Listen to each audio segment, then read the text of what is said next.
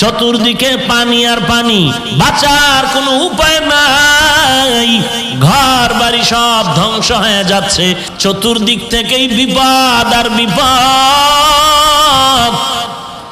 যেই সময় উম্মতেরা তোমাদের উপরে গুনাহের মেঘ কালো অন্ধকার হয়ে তোমাকে গ্রাস করে ফেলবে, চতুর্দিকে জাহান্নামের তুফান, নেক আমল করার উপায় নাই, চতুর্দিক থেকেই বিপদ আর বিপদ। এমন সময় যদি তোমরা সুন্নতের কিস্তিতে উঠতে পারো, মহাপ্লাবনে যেমন নূহ নবীর কিস্তির মধ্যে আরোহিত বান্দা বান্দিরা যেমন নাজাত পেয়ে গেল, তোমরা বিপদের সময় যদি নবীর সুন্নতের মালাটা গলায় লাগায় দাও, কোনো বেঈমান তোমার ঈমান কেড়ে নিতে পারবে না, বরং আমার আল্লাহ ফেরেশতা দিয়া তোমাকে হেফাজত করে জান্নাতে নিয়ে যাবে। ওই ইমাম মালিক বলেন, এই সময় ওই মানুষগুলো নাজাত পাইল যারা নূহ নবীর কিস্তির উপরে চড়ে বসলো, নূহ নবীর কিস্তির উপরে যারা উঠলো তারা নাজাত প্রাপ্ত হয়ে গেল, তুফান থেকে তারা পরিত্রাণ পেয়ে গেল। এরে উম্মতে মুহাম্মাদীর দল, যেই সময় তোমাদের উপরে জাহান্নামের প্রতিযোগিতা চলবে, মসজিদের মধ্যেও বিপদ, বান্দা টুপি মাথায় দিয়ে শান্তি নেই, বলে এই কালারের টুপি দিলি কেন, ওই কালারেরটা দিলি না কেন। বান্দা নামাজে দাঁড়াইয়াও শান্তি নাই, বলে বুকে হাত বাঁধলি কেন, নাবির নিচে বাঁধলি না কেন, নাবির নিচে বাঁধলি কেন, বুকের উপরে বাঁধলি না কেন, আলহামদুর উপরে জোরে আমিন বললি না কেন। বান্দা এমন এক বিপদের মুহূর্তে চলে আসে। এরে নবীর উম্মতের দল, রাহমাতুল লিল আলামিনে রেখে যাওয়া আমানত সুন্নতের আমল দুনিয়ার কোন বিদুর্মীরা করবে না, এ আমানত রক্ষা করতে হবে তোমার আমার। নবী বলেন, যেই বান্দা নবীর সুন্নতের হেফাজত করবা, এরে বান্দা মান হাফিজা সুন্নতি আকরামাহুল্লাহু তাআলা বিআরবাই খিসাল। নবী বলেন, যারা আমার সুন্নতের হেফাজত করবা, আল্লাহ তাআলা তোমার মর্যাদা বাড়ায়া চারটা নেয়ামত দিয়ে দিবেন। চারটা নেয়ামতের দ্বারা তোমার মর্যাদা আল্লাহ বাড়ায় দিবেন। কয়টা নেয়ামত? ওই নবীর সুন্নত আজকে মুসলমানের ঘরে নাই, বলতে গেল রাগ করে। এরে নবীর আশিক উম্মতের দল, নবীজির সুন্নতের আমল যদি করো, চারটা নিয়ামতের দ্বারা আল্লাহ পাক তোমার মর্যাদা বাড়ায় দিবেন। এক নাম্বার, সুন্নতের আমল যদি করতে পারো, নেক আমলওয়ালা আল্লাহওয়ালার অন্তরে তোমার প্রতি ভালোবাসা আল্লাহ তৈরি করে দিবে। নেক আমলওয়ালারা তোমাকে মোহাব্বত করবে, তোমাকে ভালোবাসবে একমাত্র সুন্নতের আমলের কারণে। এরে নবীর আশিক, দুই নাম্বার নেয়ামত হলো রে বান্দা, বেঈমান নাফরমান গুনাহগারের অন্তরে সুন্নতের আমলওয়ালার প্রতি ভয় এসে যাবে। যতই বাহাদুরি করুক না কেন, সন্ত্রাসী চাঁদাবাজ, সুন্নতওয়ালার কাছে আসলে বান্দা মাথা নত করে ফেলবে।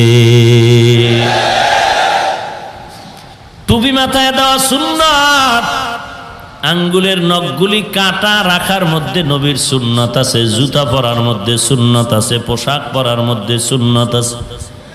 কিন্তু কেমনে সুন্নাত তুমি মানবা? কোরআন জানো না, হাদিস জানো না, কিভাবে সুন্নতের পরিচয় পাইবা?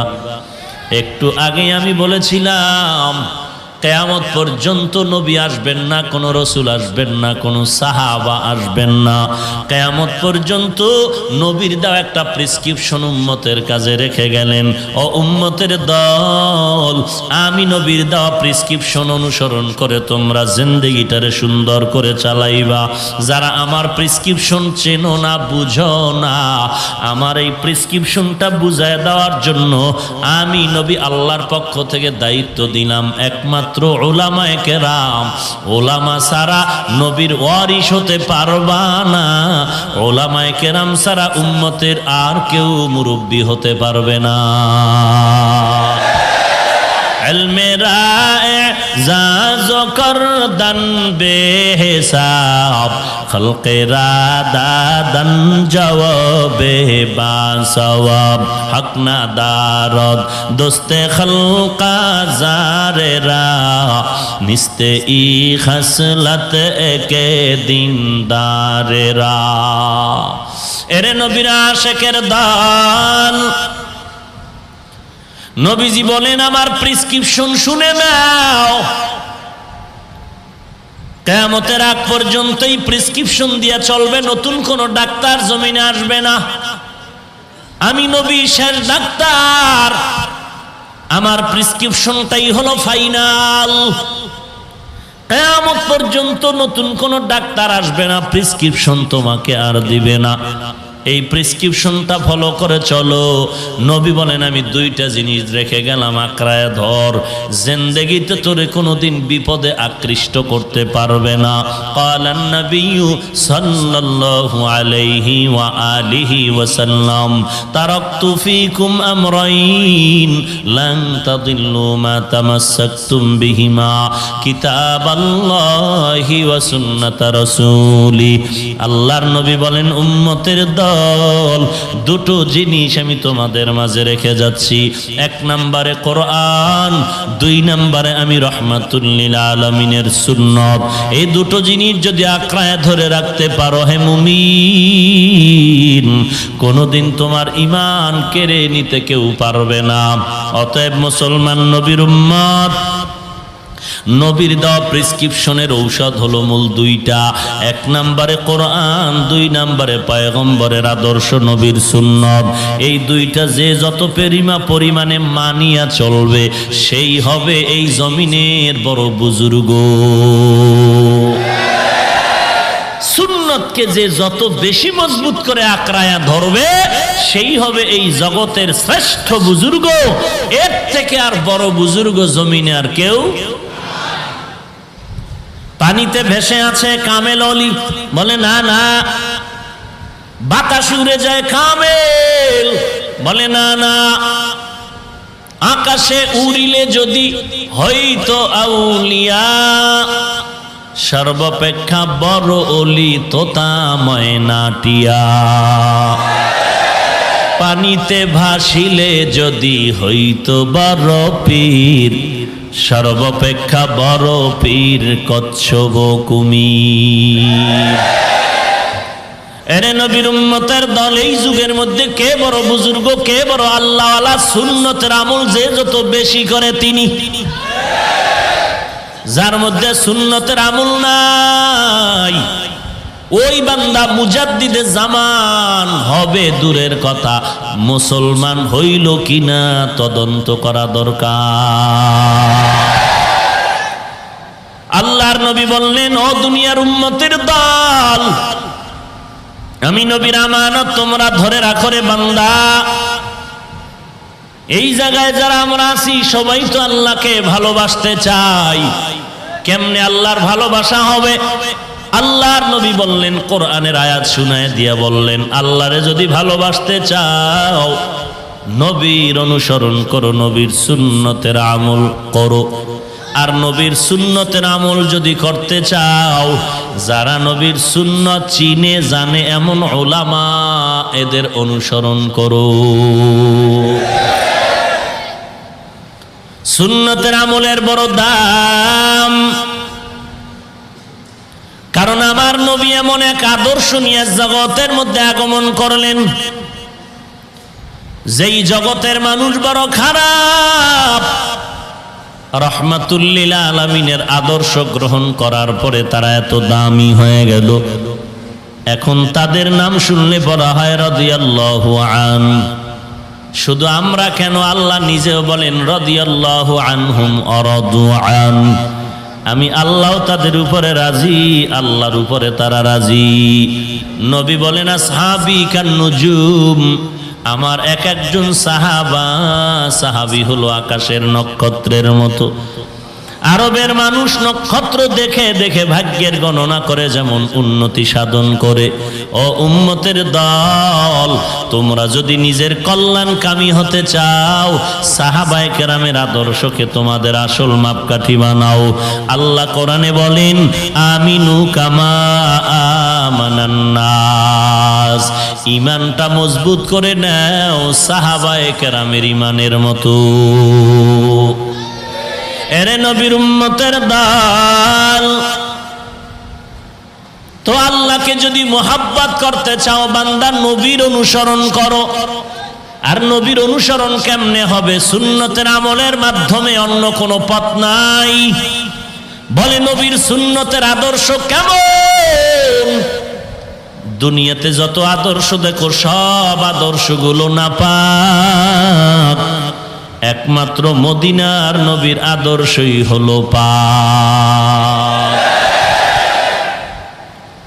কেমন পবিত্র মদিনার নবীর আদর্শ! ওমরের মতো বান্দা নাপাক আদর্শের অনুসরণ করে তরবারি নিয়ে দৌড়াচ্ছে, নবীজির গর্দানকে বডির থেকে আলাদা করে ফেলবে। যেই ওমর আমার নবীর গর্দান কাটার জন্য তরবারি নিয়ে দৌড়ায়, সেই ওমর আল্লাহর নবীর উপরে নাজিল করা কোরআন শরীফের স্পর্শ পাওয়া মাত্র পরিবর্তন শুরু হয়ে গেল। আমার নবী দোয়া করেন, হে মালিক, মেহেরবানি করে তুমি ওমরকে ইসলামের খাদেম হিসেবে কবুল করে নাও। ওমর এমন ভাবে আল্লাহর দরবারে নবীর দোয়া আরশে আজিম পর্যন্ত চলে গেল। হযরত ওমর সেই তরবারি নিয়ে পয়গম্বরের কাছে গিয়া মাথা নত করে ফেলল। এরে নবীর উম্মতের দল, আল্লাহর নবী বলেন, যারা সুন্নতের হেফাজত করবা তাদের কত দাম। قال النبي صلى الله عليه وآله وسلم من تمسك بسنتي عند فساد أمتي فله أجر 100 شهيد। যারা আপনি মুসিবতের সময়, যেই সময় একটা সুন্নতের আমল খুঁজে পাওয়া বড় কষ্টকর, এমন একটা সময় যদি নবীর একটা সুন্নতের জিন্দা রাখতে পারো, গলা কাটা 100 শহীদের সওয়াব আল্লাহ দান করবে। এমন একটা জামানা আর কত বছর পরে আসবে? বলে না না, সেই যুগ তো এখনই মাথার উপরে চেপে বসেছে। মানুষ এখন সুন্নত চিনতে চায় না। দস্তারখানের সুন্নত মানুষ বুঝে না, চিনেও না। ঢিলা কুলুকের সুন্নত চিনে না, মেসওয়াকের সুন্নতের খবর নাই। ওরে বান্দা, সমতল জমিনে খানা খাবে, সুন্নতের খবর নাই। এই মুহূর্তে যদি একটা সুন্নতের আমল দাইমি ভাবে চালু করে দাও, 100 গলা কাটা শহীদের সওয়াব আল্লাহ দান করবে। মায়ার নবী বলেন, এই সুন্নতের হেফাজত করো। ইমাম মালিক রহমাতুল্লাহ আলাইহি নবীর কত বড় আশিক। কে সেই ইমাম মালিক? মদিনার জমিনের মধ্যে বান্দা জীবন চালায়, কিন্তু জুতা পরে না নবীর মোহাব্বত। কোথায় আমি জুতা পরে হাঁটবো, কোথায় না জানো নবীজির কদম মোবারকের ছোঁয়া লেগেছে। আমি এই জমিনে জুতা মোবারক, জুতা পায়ে হাত দিয়া হাঁটতে পারবো না। এই ইমাম মালিক বলে, ও দুনিয়ার উম্মতে মুহাম্মদীরা, সুন্নতের আমলওয়ালার দাম কত জানো? এরে নবীর উম্মতের দল, ওমরে ফারুক রাদিয়াল্লাহু তাআলা আন কত বড় বেঈমান! 100 উটের পুরস্কারের লোভে তরবারি নিয়ে দৌড়ায়, মুহাম্মদের মাথা না এনে যাবে না। কিন্তু আল্লাহ পাক রহমতের দরজা খুলে ওমর কেমন নত বানায় দিলেন। যেই ওমর বোনেরে হত্যা করার জন্য রেডি হয়ে গেল, আল্লাহর কোরআন দেখে বান্দার দিলটা নরম হয়ে গেল। যখন নবীজির সামনে ওমর দাঁড়ায় গেল, ওমরের দিলটা নরম হয়ে গেল। মাথা নত করে বলেন, পয়গম্বর, আমি আসছিলাম আপনার গর্দান কাটার জন্য, বেয়াদবি মাফ করবেন। আপনি আমার গর্দানটা কেটে দেন, তবে আমাকে কালেমা পড়ায় মুসলমান বানায় জান্নাতের মেহমান বানায় দেন। রাহমাতুল লিল আলামিন ওমরের হাতের সাথে নবীজির হাতটা যখন লাগিয়েছেন, অ্যাকশন শুরু হয়ে গেল। রাহমাতুল লিল আলামিনের নেক নজর পড়ে গেল, ওমরের মধ্যে পরিবর্তন শুরু হয়ে গেল। ওমরের পরিবর্তন এত বিদ্যুতের গতিতে শুরু হয়ে গেল। কালেমা পড়ে ওমর তরবারি নিয়ে দাঁড়ায়, কাবার হাতিমে গিয়া দাঁড়ায়, বলে বেঈমানেরা আয় আয়, একটু আগে আমি ওমর ছিলাম তোদের বন্ধু, 5টা মিনিটের ব্যবধানে আমি এখন রাহমাতুল লিল আলামিনের বন্ধু হয়েছি। আয় কোন বেঈমানাবি আয়, তোদের মোকাবেলায় কাউকে লাগবে না, আল্লাহর রহমতে আমি ওমর যথেষ্ট। এই ওমর এখন নবীর এত বড় পাগল হয়ে গেলেন, নবীর এত পাগল। রাহমাতুল লিল আলামিন বলেন, ওমর তুমি আমাকে কি পরিমাণ মোহাব্বত করো? ওমর বলে, আমার আত্মীয় স্বজন থেকে মোহাব্বত করি। বলে জীবন থেকে? বলে না না। নবী বলেন, এখনো কামেল ঈমানওয়ালা হতে পারো নাই। যদি কামেল মুমিন হতে চাও, নিজের জীবন থেকেও আমি নবীকে মোহাব্বত করতে হবে। 1 সেকেন্ডের মাথায় ওমর ডাক দিয়ে বলেন, আল্লাহর কসম আমি ওমর আমার জীবন থেকেও আপনাকে মোহাব্বত করি।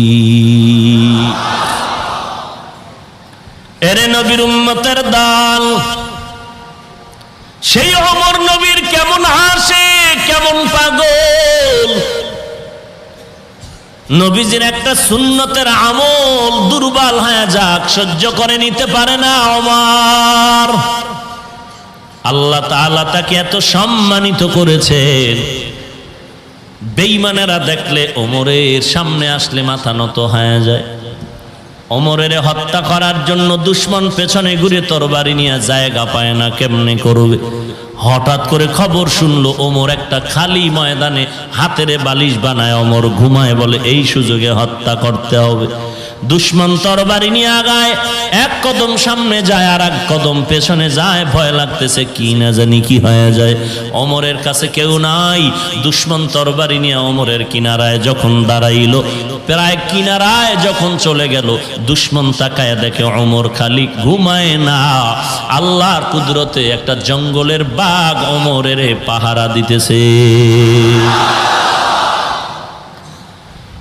বাঘ দেখে দুশমনের শরীরে কম্পন শুরু হয়ে গেল, তরবারিটা বের করেছে, ওমরের হত্যা করবে। কাঁপতে কাঁপতে তরবারি হাত থেকে পড়ে গেল। ওমর সজাগ হয়ে তাকায় দেখে দুশমন দাঁড়ানো, আগন্তুক। এই ভাই, কি চাও তুমি? এখানে দাঁড়ানো কেন? ভয় কাঁপতেছে। ভয় পাইও না, এই জায়গাটা বড় নিরাপদ জায়গা। বলে আপনি ওমর? বলে নাম, আমি ওমর, অর্ধজাহানের খলিফা। আপনার বডিগার্ড কোথায়? আপনার সিকিউরিটি গার্ড কোথায়? বলে মুমিনের কোনো গার্ড লাগে না, মুমিনের হেফাজত করনেওয়ালা হলেন আমার আল্লাহ। মুমিনকে হেফাজত করবেন আমার আল্লাহ। এর নবীর আশিক ওই বান্দা তওবা করে পা জড়ায় কান্না করেন আর বলেন, আমাকে তওবা করায় দাও, আমি আর বুঝতে পারি নাই, আমাকে তুমি তওবা করায় দাও, আমি কালেমা পড়ে মুসলমান হয়ে যাব। সেই ওমর নবীর হাতের ছোঁয়াপে এত দামি হয়ে গেল। ওরে বান্দা, সেই ওমর নবীর এত বড় আশিক, অর্ধজাহানের খলিফা হযরত ওমর। দিনের বেলা মানুষের বিচার করে, রাতের বেলা মানুষের বাড়ি বাড়ি ঘুরে ঘুরে খোঁজ খবর নেয় কার কি হালাত। হযরত ওমর খোঁজ খবর নিতেছেন কার কি হালাত। কি ওখানে কি সমস্যা? কি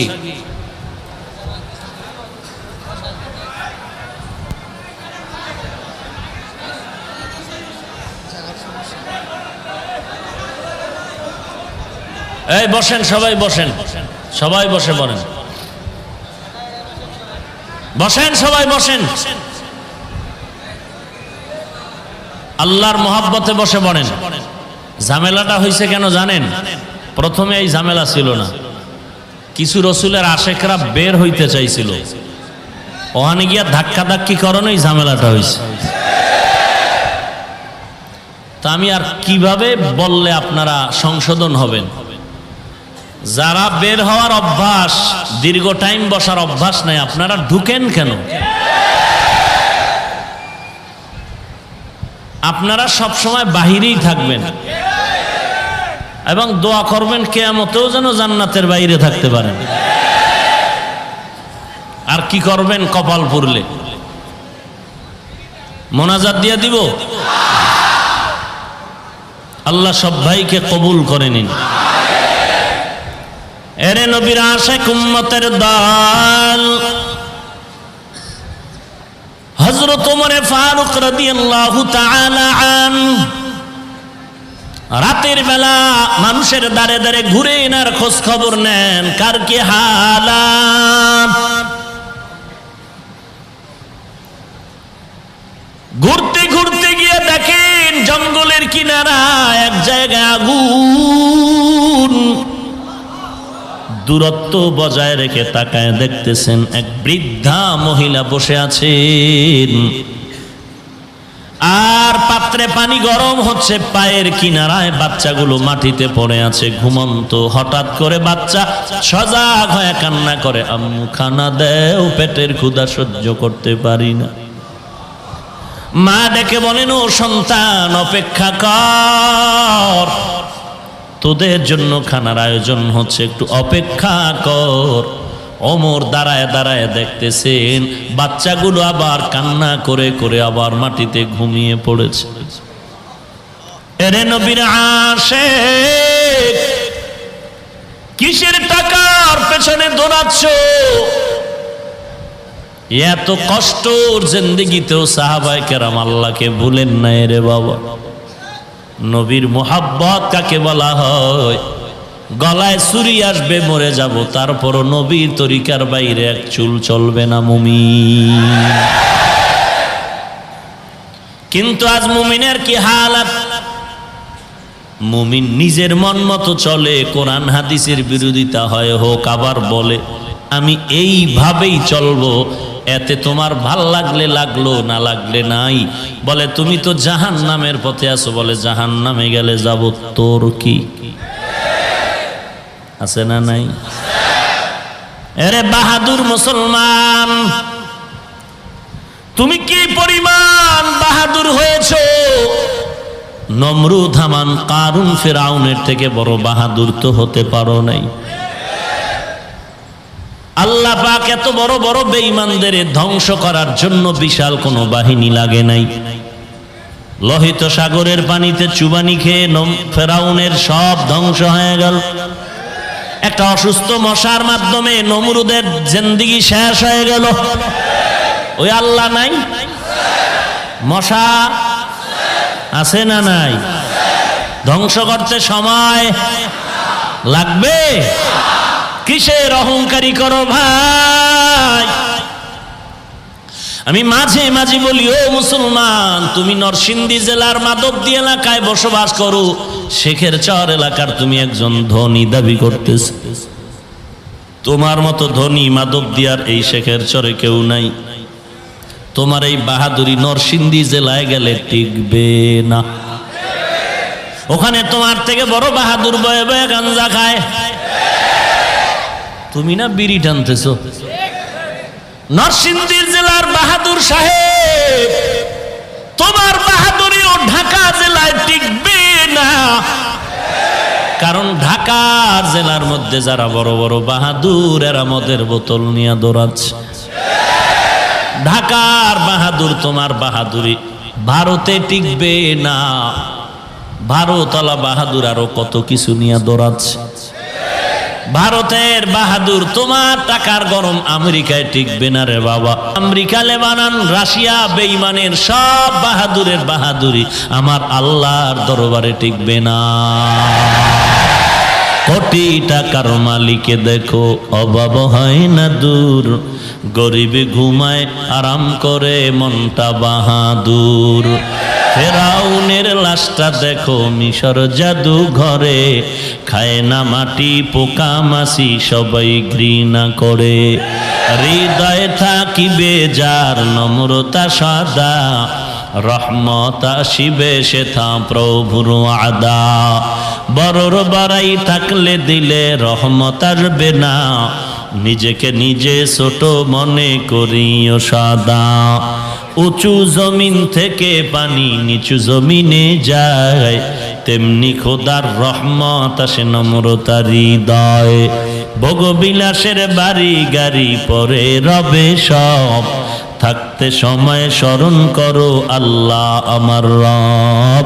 থাকতে সময় স্মরণ করো আল্লাহ আমার রব। কে আমাদের রব? আরো মোহাব্বতে বলেন, ইন্নাল্লাযীনা ক্বালু রাব্বুনাল্লাহু সুম্মা ইসতাকামু ফালা খাউফুন আলাইহিম ওয়ালা হুম ইয়াহজানুন।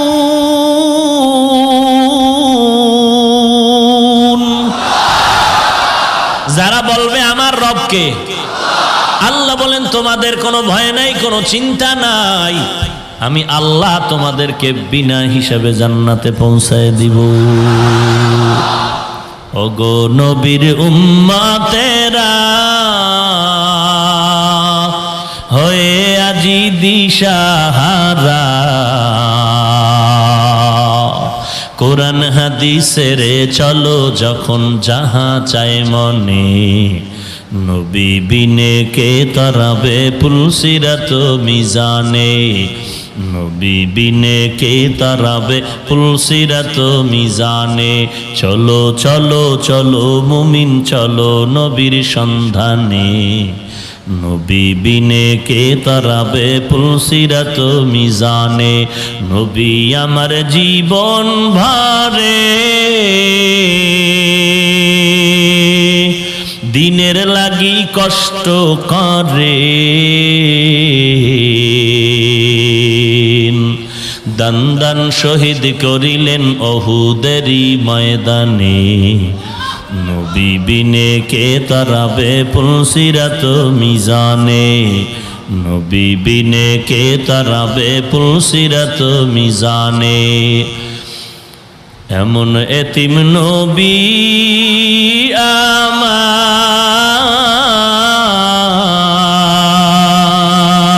আমার, পিতা মাতা নাই যে তাহার,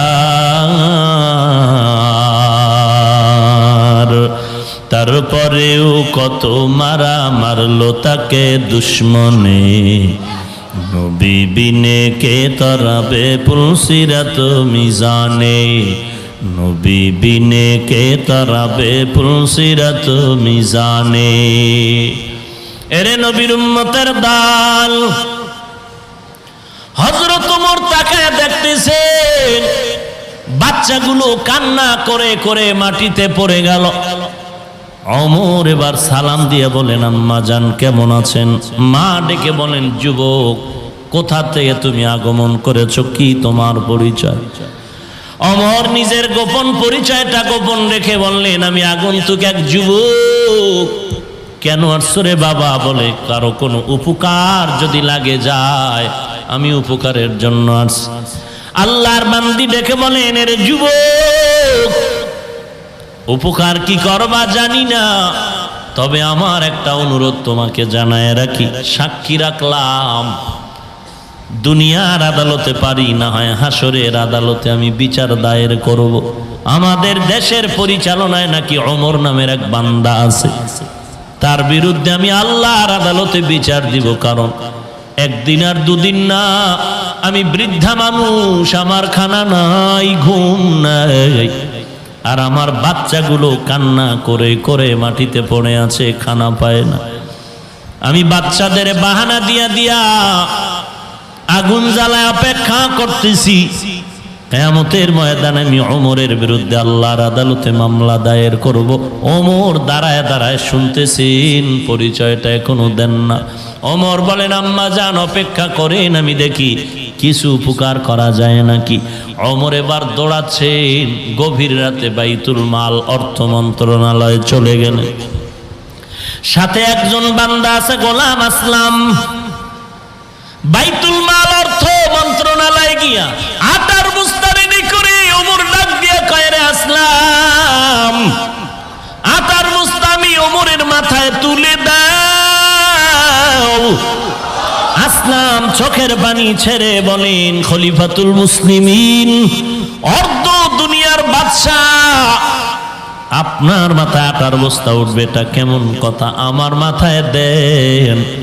ওমর চোখের পানি ছেড়ে কান্না করে। ওমর ডাক দিয়ে কয়, আসলাম, তুই কি চাও কিয়ামতের ময়দানে আমি আল্লাহর জবাবদিহিতার আসামির কাঠগড়ায় দাঁড়াবো? বলে, না, চাই না। ওমর বলে, তো আমার দায়িত্ব আমাকে পালন করার সুযোগ দাও। আসলাম নিরুপায় হয়ে খলিফাতুল মুসলিমিন ওমরের মাথায় আটার বস্তা তুলে দিয়েছেন। গভীর রজনীতে ওমর আটার বস্তা নিয়ে হাঁটতেছেন, আর গোলাম আসলাম পেছনে পেছনে অনুসরণ করে হযরত ওমর এই বৃদ্ধা মহিলার ঘরের কিনারায় গিয়া ডাক দিলেন, আম্মা যান, একটু ভেতরে চলে যান। মহিলা ভেতরে চলে গেল। ওমর আটার বস্তা নামাইয়া চুলার কিনারায় বসে ওমর নিজ হাতে আটার খামির বানায় নিজ হাতে রুটি বানানো শুরু করলেন। ওমর রুটি বানায় বানায় বলে, আম্মা যান, এই রুটিগুলো আমি রেখে গেলাম আর আটাও রেখে গেলাম, নিজেও রুটি খান, বাচ্চাদেরও রুটি দেওয়ার ব্যবস্থা করে। আটা শেষ হওয়ার আগে আবার খোঁজ নেওয়ার চেষ্টা করবো, হে আম্মা যান, এরে নবীর উম্মতের দল, নিজে আরামে ঘুমাও রে টাকাওয়ালা ভাই, গরিবের দরদ বুঝলি না রে মুমিন? গরিব কত কষ্টের জিন্দেগি চালায়। আমরা তো দেখি কত গরিব মাদ্রাসায় লেখাপড়া করে, গরিব সন্তান, বাবায় রিক্সার ড্রাইভার, বাবায় মানুষের বাড়ি বাড়ি কাজ করে, টাকা পায়, বেতন নেয়, ওই বেতনের অংশ মাদ্রাসায় দেয়। দেখা হলে হাতটা ধরে দোয়া চায় আর কান্না করে, হুজুর রিক্সার ড্রাইভারি করি হুজুর, ঠিক মতো ঘরে খানাও চলে না, তারপরও আপনাদের মোহাব্বতে আমার সন্তানটারে মাদ্রাসায় দিয়েছি, একটু দোয়া করবেন, আল্লাহ পাক যেন ইলমের নূর আমার সন্তানরে দান করে ভালো আলেম বানায় দেয়। এরে নবীর উম্মতের দল, কোটি কোটি টাকা তুমি ডানে বামে খরচ করতেছো, কোরআনওয়ালার পেছনে টাকা চাইলে তোমার দিতে বড় ইতস্ত হয়, প্রশ্ন আসে। এরে নবীর উম্মতের দল, কই যাবি টাকা নিয়া বাড়ি ঘর করে? কোথায় যাবি রে মুমিন? যদি আজরাইল এসে তোমার জীবনটারে নিয়ে যায়, রাতটাও তোমারে তোমার স্ত্রী তোমার সন্তানেরা ঘরের মধ্যে রাখবে না, বলবে তাড়াতাড়ি ঘরের থেকে লাশটারে নামায়া দাও। তোমার লাশটারে নামাইয়া গায়ের জামা গেঞ্জি বেলে দিয়া কেটে কেটে রাখবে তোমার সন্তান। এরে টাকাওয়ালা ভাই, কি স্বপ্ন দেখতেছ রে মুমিন? নমরুদ হামানের থেকে তুমি তো ধনাঢ্য ব্যক্তি হও নাই। কই গেল নমরুদ হামান? কই গেল কোটিপতিওয়ালারা? এরে বান্দা, কিসের পাগলামিতে পড়েছো? ওই বাড়ি গাড়ির থেকে তোমার সন্তানেরা নামায় দিবে। এরে বান্দা, মখমলের চাদরে ঘুমাও, কত আরামে ঘুমাও, অথচ কত গরিব এই শীতের মধ্যে ঠান্ডার মধ্যে একটা পোশাক কিনার টাকাও নাই, কত কষ্ট করে জিন্দেগি চালায় রে মুমিন। অহংকারী অন্তর থেকে ছেড়ে দাও রে ভাই। ওই বাগান খালি জায়গা, বিছানাও নাই, তোমার ঘুমের খাটটা কত বড়, মনে হয় জানো এর থেকে একটু ছোট খাট হয়ে গেলে তুমি শুইতে পারো না, ফ্লোরে বিছানার চাদর বিছায় ঘুমো। একটু চিন্তা করে দেখিস বান্দা, কবরটা কি পরিমাণ বড় করা হবে তোমার। এমন চিপা একটা ঘর, এমন একটা জায়গায় দিবে যেখানে ভুলেও মানুষ চলাচল করে না, সাপ বিচ্ছু থাকার জায়গা বাঁশবাগান। ওই বাঁশবাগানে কবর খনন করবে, কোনো টেলিফোন নাই, বিছানা নাই, কোনো বাতি নাই, পাহারা দেওয়ার কেউ নাই, কোনো সিসি ক্যামেরাও লাগানোর কোনো ব্যবস্থা নেই। ওই অন্ধকার কবরের চিন্তা যদি মুমিন তোমার অন্তরে আসে, অহংকারী করতে পারবা না। তখন তোমার অন্তরে ভয় আসবে, জুলুম বন্ধ হয়ে যাবে। হযরত ওমর বলে, মা রুটিগুলো তুমি খাওয়াটাও রেখে যাই। আল্লাহর বান্দি বলে, যুবক দাঁড়াও, আমি আল্লাহর দরবারে তোমার জন্য একটু দোয়া করে দেই। হাত উঁচু করে কান্না করেন আর বলেন, ও মালিক, আমার দেশের ওমরের না দিয়া যদি এই যুবক আমাদের দেশের পরিচালনার দায়িত্ব পাইতো, এই দুনিয়া যেন বেহেশতের বাগান হয়ে যেত। আল্লাহর বান্দি দোয়া করেন, ওমর এখনো পরিচয়টা গোপন রেখে চললেন। হযরত ওমর চলে গেলেন। পরের দিন মসজিদে নববীর মধ্যে জরুরি বৈঠক ডেকে বার্তা বাহককে পাঠায় বললেন, যাও অমুক এলাকার এক মহিলা বৃদ্ধা, তাকে এই জায়গায় ডেকে নিয়ে আসো, খলিফাতুল মুসলিমিন ডেকেছে। বার্তা বাহক খবর দেওয়া পরে মহিলার কান্না শুরু হয়ে গেল। গত রাত্রের ঘটনা বোধহয় ওমরের এই যুবক জানায় দিছে, আজ আমার ফাঁসি হবে। মহিলা ভয়ে কান্না করে, বাচ্চাগুলোরে কোলে জড়ায় বলে, মা মনে হয় আমার আর জীবনে বাঁচার উপায় নাই, বাদশা ডেকেছে, আজ আমার ফাঁসি হবে। মনের মতো মাকে দেখে নাও, আর মায়ের সাথে মোলাকাত হবে না রে সন্তান। আল্লাহর বান্দি কান্না করে করে এবার বাদশার আদালতে দৌড়ায়। এদিকে হযরত ওমর অপেক্ষায়। মহিলা মসজিদে নববীর কিনারায় এসে তাকায় দেখতেছেন গত রাতের যুবক মসনদের মধ্যে দাঁড়িয়ে আছে।